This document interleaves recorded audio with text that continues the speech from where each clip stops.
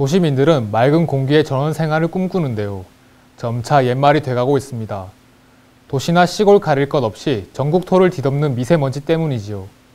중국에서 날아오는 것인지 국내에서 발생한 것인지 둘 다라면 도대체 비율은 어느 정도인지 발표 기관마다 수치가 달라 국민은 더 혼란스럽습니다. 그때그때 다른 미세먼지 발표 수치의 문제점을 유선희 기자가 취재했습니다. 오늘처럼 맑고 미세먼지가 적은 날은 월악산 국립공원이 뚜렷하게 보입니다.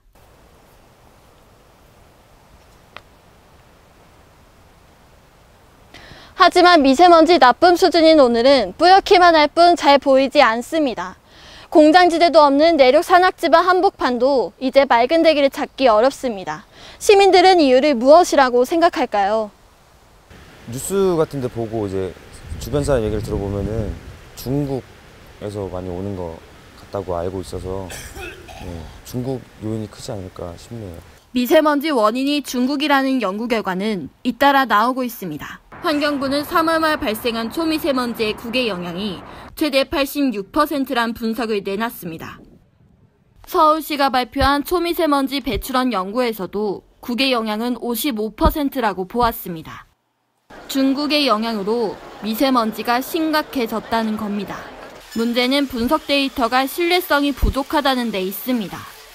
환경부와 서울시, 전문가들의 연구 결과가 서로 다릅니다. 날이 다를 수도 있고 그 특정한 위치가 다를 수도 있고 여러 가지 그런 것들에 의해서 각각 좀 다르게 표현이 될 수 있겠죠. 근데 차이는 많이 나네요. 신뢰성은 상당히 높죠. 전문가들은 중국의 비중이 낮을 수도 있다고 지적합니다. 수치나 이런 데 인정을 받았던 공신력 있는 그런 결과나 자료라고 보기 좀 어렵고 또한 중국에서 인정을 하지 않고 있는 부분들이 있기 때문에 우리나라가 중국에 영향을 줄 수도 있고 실제로 중국이 우리나라에도 영향을 줄 수 있다라는 전제는 맞는 이야기이긴 하지만 그렇다고 해서 이렇게 영향력이 80%나 된다라고 보기에는 아직은 명확하진 않은 것 같아요. 비율이나 이런 거는 좀 더 연구나 이런 게 필요하다라고 이야기를 하는 거죠. 해석이 모두 다른 이유는 연구 수준과 결과가 국내에 한정되어 있기 때문입니다. 동북아 지역으로 미세먼지 연구 범위를 넓혀 문제를 보다 근본적으로 조사한 연구가 필요합니다. 한중일 삼국 환경장관회의로 동북아 대기 환경을 개선하고 연구하려는 노력은 진행 중이지만 실제적인 성과는 아직 미미하기만 합니다. 우리나라 요인도 있고 분명하게 중국 요인도 있다. 한중일이 항상 그 장관 회의도 하고 이랬는데 이번에 연구의 성과도 중요하고 그다음에 그 발생 원부터 시작해서 발생되어 있는 것을 처리하는 문제도 있고 구체적인 그런 좀 이 원인 분석이라든지 이런 것이 아주 많이 필요하다고 봐야죠.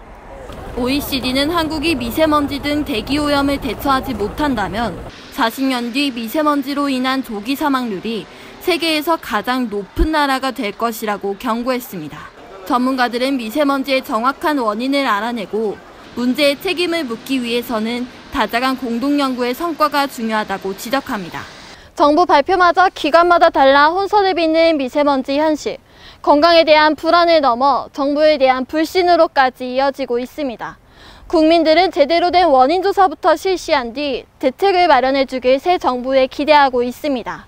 단비뉴스 유선입니다.